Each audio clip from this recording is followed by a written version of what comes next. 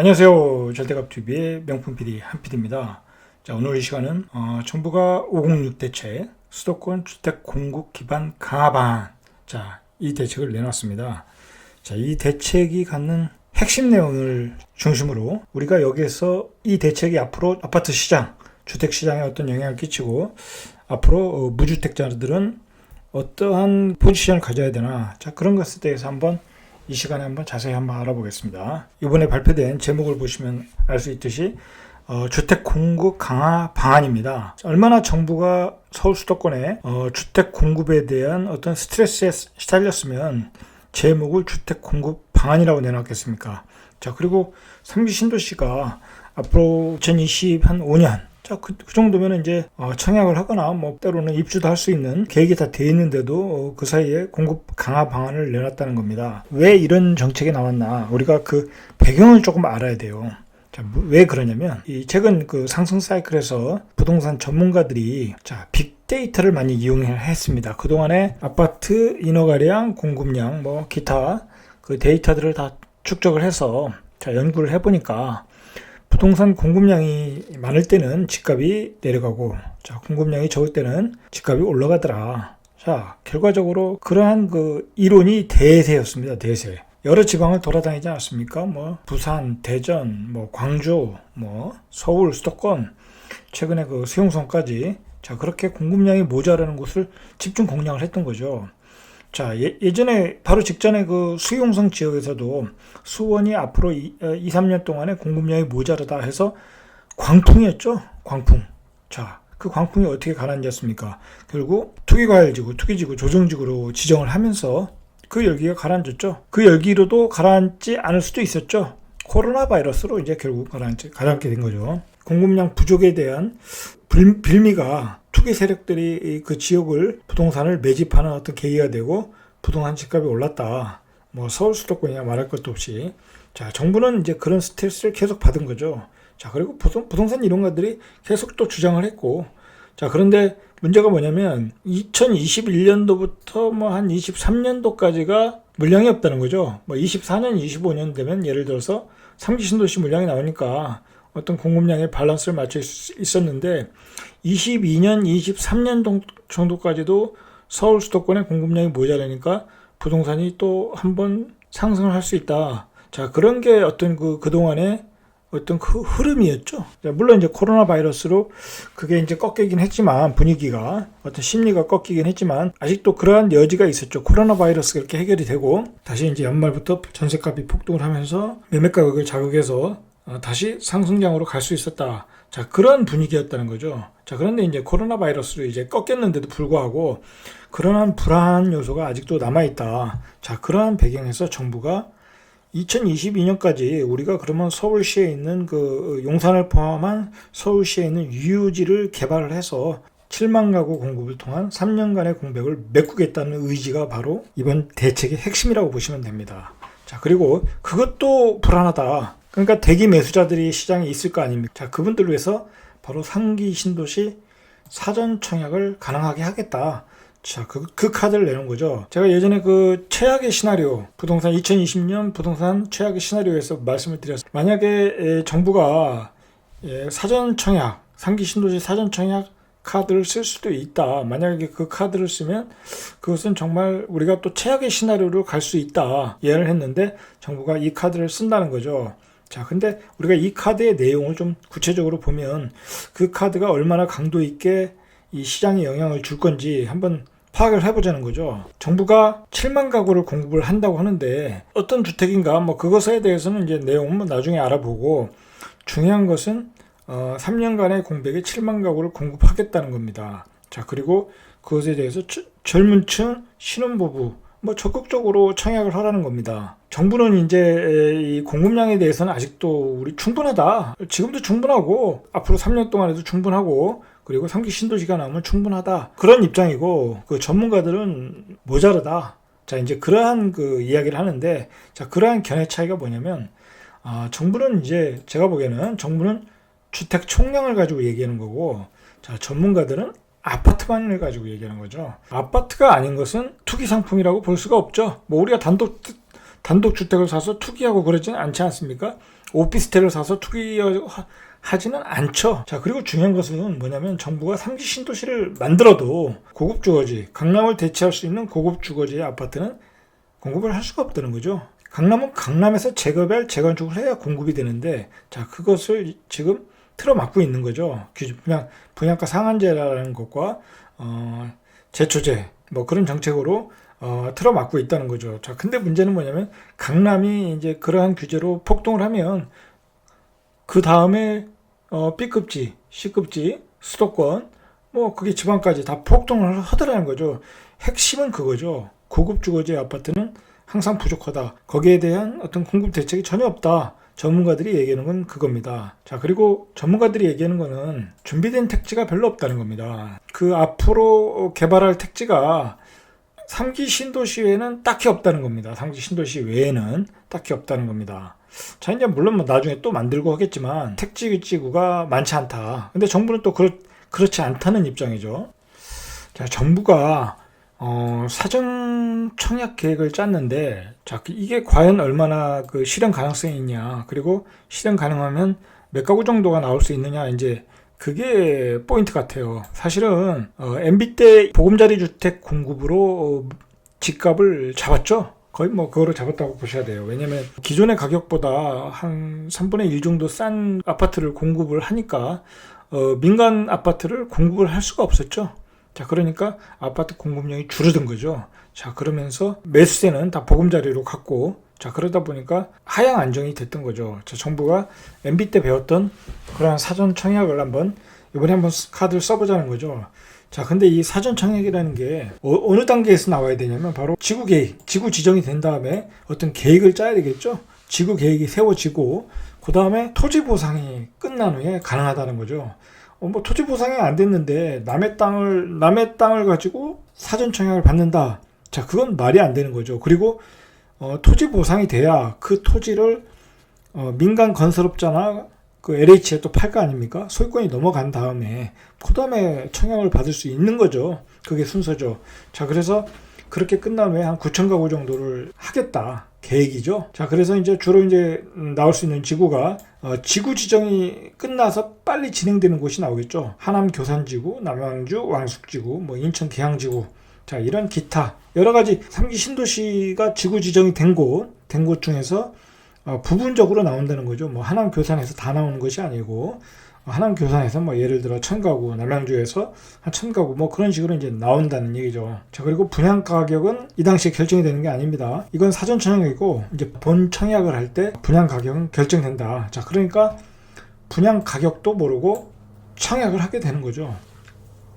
자, 그런데 정부가 얘기하는 것은 대충은 이 정도다라고 이제 가이드라인은 얘기할 수 있다. 자, 그런 얘기를 하는 겁니다. 언제 이 사전 청약을 이제 받겠냐? 정부는 이제 빠르면 21년부터 하겠다고 합니다.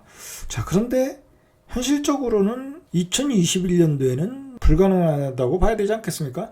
왜냐하면 지금 지구 지정만 됐고 올해 빨리 해야 지구 계획, 올해 뭐 토지 보상까지 끝내고 또 그 토지를 또 그 건설사에게 또 매각을 해야 되지 않습니까? 또 그럼 건설사는 또 그걸 가지고 도면도 그려야 되고 그리고 분양가도 산정해야 되고 결국 쉽지 않겠죠. 그러니까 제가 보기에는 내년에는 힘들 것 같고 뭐 빨라야 2022년 정도에 청약은 가능할 것 같다.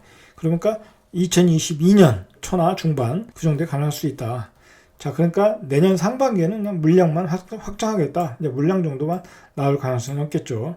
자, 그리고 이 9천 가구도 이 맥시멈으로 잡았을 때 9천 가구지 9천 가구에서 더 줄어들 수도 있다. 그렇게 생각을 하셔야 되겠죠. 그래서 일정상 내년은 쉽지 않을 것 같다. 지금 이제 그 지구 지정 내용을 보면 수도권 30만 가구를 계획하고 있는데 21만 가구의 지정을 완료했다. 지구 지정을 완료했다. 자, 이제 아직도 이제 9만 가구 정도는 지구 지정도 못했다. 이제 그 얘기죠. 그래서 이제 나머지 뭐 부천 대장지구, 수원 당수 2 등 4만 가구는 올해 상반기 중에 지구를 지정할 예정이다라는 얘기죠. 그러니까 뭐 지구 지정 뭐 올해 다 끝내지만 지구 계획 짜고 토지 보상까지 하려고 하면 일정이 만만치 않다. 이게 이제 수도권 아파트 공급량인데, 자, 우리가 여기서 한번 좀 생각해 볼 만한 문제가 있어요. 자, 수도권에 예를 들어 30만 가구를 만든다. 자, 그러면 세 사람이 살아도 90만이 이제 인구가 들어와야 되는 거죠. 뭐 이제 뭐 서울에서 이사 오시는 분도 있을 것이고 또 지방에서 이사 오시는 경우도 있을 것이고. 자, 어쨌든 그 서울 수도권의 규모가 커진다. 자, 그러면 그 인구가 결국은 지방에서 빨아가는 거죠. 지방에서 빨아가는 겁니다. 그러면 지방의 인구는 또 줄어든다. 자, 그런 국토 균형 발전에 있어서는 서울 수도권에 이렇게 신도시가 만들어지는 것은 바람직하지는 않다. 이제 그렇게 봐야 되는 거죠. 근데 지금 워낙 서울의 집값이 올라가니까 그 수도권에 이제 공급을 하고 있지만은 국토 균형 발전에서는 바람직하지 않다는 거죠. 자, 어쨌든 지금 현재 상황을 보면 남양주 왕수, 자, 하남 교산, 과천 등 도시 기본 구상이 수립된 곳은 연내 지구 계획을 마련하면서 토지 보상도 동시에 추진하고 있다. 자, 이 얘기입니다. 자, 이런 지역이 사전 청약이 될 가능성이 높다는 거죠. 자, 토지 보상 절차는 길어지는 경우가 많다. 자, 이게 무슨 말이냐면 당연히 이제 이의 신청을 하겠죠. 자꾸 이의 신청을 하다 보면 기간이 길어질 수밖에 없다는 거죠. 지금 계획을 짠 것은 어떤 정상적인 과정을 밟았을 때 얘기고, 토지 보상에 대해서 이의 신청을 하면 계속 길어질 수밖에 없다. 정부가 이 계획하고 있는 가구 수를 보면 2022년까지 7만 가구. 자, 지금 7만 가구를 공급하겠다고 하지 않습니까? 서울에 유유지를 개발해서 용산에 미니 8선 도시를 만들고, 그 다음에 뭐 역세권에 유토지를 만들어서 오피스텔, 뭐 1인 가구, 뭐 청년주택 또는 뭐 행복타운 뭐 그런 거를 또 짓겠다고 하지 않습니까? 자, 그런 게 한 7만 가구니까 중요한 건 서울에 이렇게 7만 가구 공급되는 것은 어떤 공공임대주택의 성격이 많다라는 겁니다. 그러니까 일반 분양을 받을 수 있는 물량보다. 자, 그리고 우리가 또 한 가지 생각을 해야 될 것은 뭐냐면 용산 국제 업무지구죠. 차량 지지. 자, 그곳에 8천 가구를 짓겠다는 겁니다. 자, 물론 이제 공공임대가 얼마이고 그 다음에 일반 분양이 얼마인지 모르지만 아마 공공임대는 한 50%가 넘는 거로 제가 알고 있는데, 자, 그 금싸라기 땅에, 그리고 제2의 강남 아닙니까? 용산은 차후의 강남이 될 지역이고, 자, 그 지역의 공공임대를 그렇게 때려짓겠다. 이거 좀 생각을 해봐야 될 문제 같아요. 좀 고급 주거지로서 발전하는 데는 한계가 있다. 물론 이제 그 지역이 또 다른 지역이 이제 고급 주택이 되고 그 지역에 또 임대주택들에서 소셜 믹스가 돼서 어떤 균형성 있게 발전해 나갈 수 있는데, 굳이 그 핵심 지역, 국제 업무지구, 나중에 뭐라고 할까요? 대한민국의 서울의 어떤 핵심 지역인데 그 지역에 국제 업무지구를 지어서 뭐라고 할까요? 우리 경제 성장을 일으키는데, 그리고 서울을 국제에 알리는데, 그런 어떤 타운으로, 또 그게 여의도 앞에 아닙니까?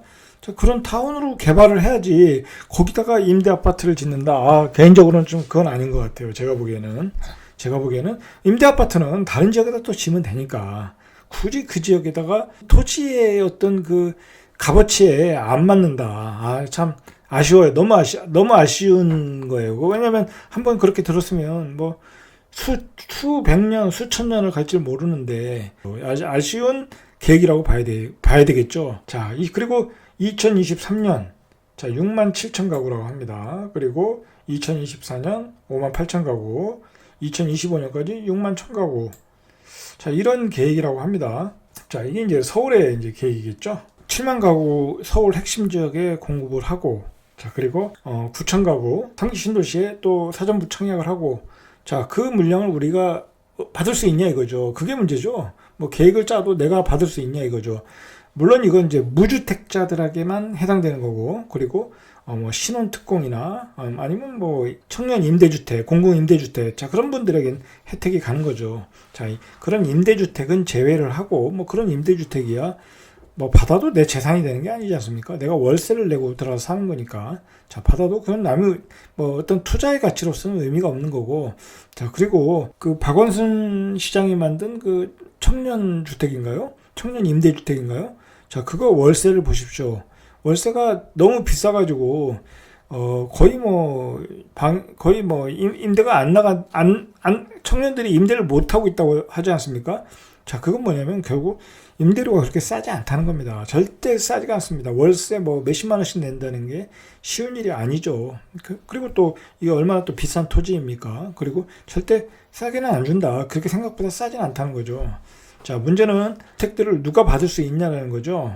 사전 청약의 물량도 많지도 않고, 자, 그게 대한 그냥 시범적으로 하는 거지, 그 물량이 많지 않다는 겁니다. 그러니까 결국은 어떤 심리적인 안정을 주는 거예요. 가령 예를 들어서 뭐 또 블로거나 강사들이 또 공급량이 모자르다, 또 부추길 수 있지 않습니까? 부추기다 보면 전세 가격이 올라가고 매매가가 또 상승할 수 있거든요. 요즘에 그 SNS 발달로 막 그 인터넷상에서 계속 또 집값이 올라갈 때 이렇게 펌프질하는 글들이 많이 올라올 수 있지 않습니까? 자, 그러다 보면 또 집값이 올라오니까 그런 심리적인 안정감을 위해서 이런 사전 청약을 하는 거죠. 그리고 우리가 또 생각을 해봐야 될 게 뭐냐면 올해 1분기인가요? 1분기에 전국 주택 그 매매 건수가 작년보다 더 증가를 했다고 합니다. 물론 이제 수용성이 한참 뜨거웠으니까. 그리고 지금 지방시장도 막 거래가 어떤 그 투기 세력들이 들어가서 거래가 되는 곳들이 많지 않습니까? 자, 그러한 총 거래량이 많다는 겁니다. 자, 그 얘기는 뭐냐면 그만큼 지금 이 주택 시장, 아파트 시장에 집을 투자 대상으로 생각하고 엄청나게 투자 유동성 머니들이 계속 움직이고 있다는 겁니다. 이 코로나 바이러스가 한참인데도 아직도 어떤 지방에서는 계속 그런 투기성 거래가 어마어마하게 이루어지고 있다는 겁니다. 이 거래량을 보면, 전국 거래량을 보면, 자, 정부가 바로 이제 그런 것을 걱정해서 서울 수도권에 어떤 그 방패막을 지금 쳐놓는 거죠. 방패막을 쳐놓는 겁니다. 자, 사전 분양하고 2022년까지 모자른 공급량을 7만 가구를 내놓겠다. 자, 그렇게 사전 방패막을 쳐놓은 겁니다. 자, 저는 이 대책이 나올 때 아주 뜬금없다고 생각했어요. 보통 이제 대책이 나오기 전에는 어떤 그 사전에 좀 나올 것이다 이렇게 예고편이 있었는데, 요즘 뭐 코로나 바이러스로 경기도 안 좋고 뭐 그렇다고 서울 주택 시장은 지금 뭐 폭락 직전이고, 자, 그런 상황에서 이 그렇게 상태인데 그런 상황에서 이 공급 대책을 내놨다. 그러니까 정부의 의지는 절대로 집값이 올라가는 걸 용인하지 않겠다라는 겁니다. 자, 서울 수도권 절대로 집값 올라가는 걸 용인하지 않겠다. 정부의 의지가 이렇게 강하다는 것을 이번 대책에서 우리가 좀 깨달을 필요가 있습니다. 자, 그런데 문제는 뭐냐면 정부가 지방의 어떤 그 광역도시에서 또는 어떤 그 도시에서 그런 투기꾼들의 투기 거래성, 자, 그런 것은 또 방관하고 있다는 거예요. 지금 문제는. 그게 문제는 거죠. 그 법인들이 가서 막 그냥 몇십 채씩 사고 그러지 않습니까? 지방에 있는 아파트 그 법인들이 그렇게 몇십 채씩 딱 사버리면 지방은 가격이 올라갈 수밖에 없어요. 그러면 그곳에서 그 지역에 사시는 분들은 오랫동안 살다 보면 우리 지방은 집값이 안 오른다고 습관적으로 기억을 하고 있는데, 그러니까 그동안 집을 안 샀던 거죠. 계속 뭐 집값이 떨어져 있는데 그 지방에 집을 살 필요가 있겠습니까? 계속 전세로 살았겠죠. 그런데 그 투기 세력들이 들어와서 집값을 올리니까 나중에 꼭지점에서 그냥 추격 매수를 해서 투기 세력한테 비싸게 사는 그러한 과정을 지금 겪고 있다는 거죠. 정부는 그런 점에서는 되게 방관을 해요, 방관. 대전시장에서 그랬지 않았습니까?